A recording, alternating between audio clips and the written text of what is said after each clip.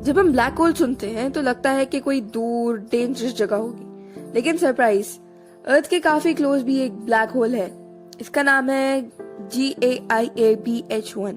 ये लगभग 1500 light years दूर है, कॉस्मिक स्केल पर काफी पास।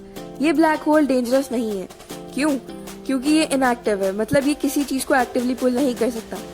इसके पास एक नॉर्मल स्टार घूम रहा है। साइंटिस्ट ने इस ब्लैक होल को डायरेक्टली देखा नहीं, बल्कि स्टार के रेंज मोशन से डिस्कवर किया।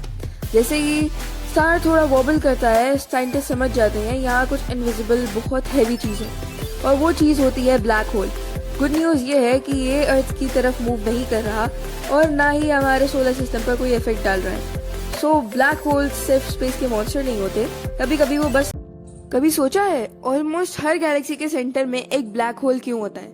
ये इसलिए नहीं होता क्योंकि ब्लैक होल गैलेक्सी को खा रहा होता है। एक्चुअली रोल थोड़ा अलग है। जब गैलेक्सी बनती है, बहुत ज्यादा गैस, डस्ट और स्टार्स एक जगह जमा हो जाते हैं। इस हैवी क्राउड के बीच एक super massive black hole form हो जाता है। ये ब्लैक होल एक एंकर की तरह काम करता है।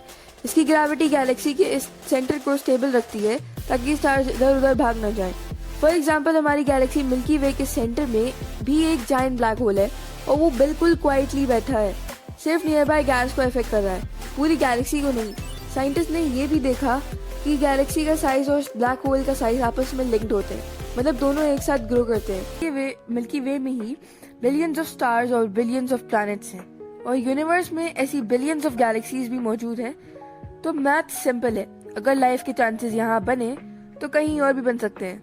साइंटिस्ट कहते हैं लाइफ के लिए कुछ बेसिक चीजें चाहिए, लिक्विड वाटर, राइट टेम्परेचर और स्टेबल एनर्जी सोर्स। ये कंडीशन सिर्फ अर्थ पर नहीं, कोई एक्सो प्लैनेट्स पर भी मिल चुकी है।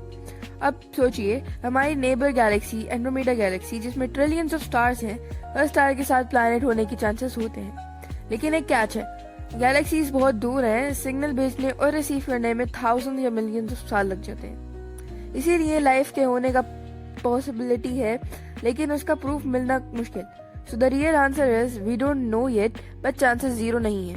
यूनिवर्स बहुत बड़ा है, और जब यूनिवर्स इतना वास्ट हो तो लाइफ का आइडिया सिर्फ अर्थ तक लिमिटेड नहीं लग सकता।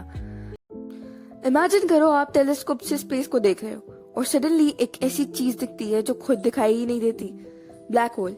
ब्लैक होल एक्चुअली ब्लैक नहीं होता, बल्कि इतना पावरफुल होता है कि उसकी ग्रेविटी लाइट तक को एस्केप नहीं करने देती। इसीलिए हम उसे डायरेक्टली देख नहीं सकते। तो फिर टेलीस्कोप क्या देखता है? टेलीस्कोप ब्लैक होल के आसपास का इफेक्ट देखता है, जैसे ग्लोइंग गैस, डस्ट और स्टार्स जो उसके अंदर गिर रहे होते हैं। स्पेशल टेलीस्कोप जैसे इवेंट होराइजन टेलीस्कोप ने पहली बार ब्लैक होल की शैडो कैप्चर की, और जेम्स वेब स्पेस टेलीस्कोप उसके सराउंडिंग को इंफ्रारेड लाइट में ऑब्जर्व करता है। जब आप टेलीस्कोप से ब्लैक होल का एरिया देखते हो तो आप एक्चुअली ग्रेविटी का पावर देख रहे होते हो, स्पेस और टाइम दोनों डिस्टॉर्ट होते हुए। ब्लैक होल एक मॉन्स्टर नहीं, बल्कि यूनिवर्स का सबसे मिस्टीरियस साइंस एक्सपेरिमेंट है। इसी और फन वीडियोस के लिए सब्सक्राइब